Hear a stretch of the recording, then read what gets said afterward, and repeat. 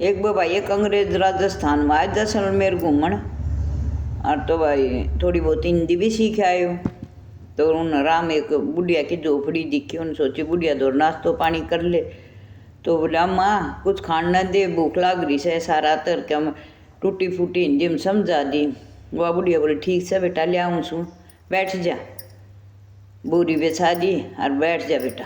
तो उसने तो बुढ़िया ने भाई बाजरा का मोटा सा तो पोया रोट और ऊपर धर दी साग, और ले बेटा खा ले।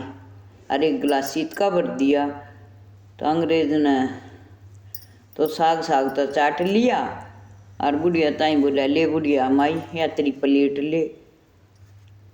तो बुढ़िया अंग्रेज का मुँह खान देख कर, अंग्रेज बुढ़िया का मुँह खान देख कर ना बुढ़िया समझी क्यों के कहो है।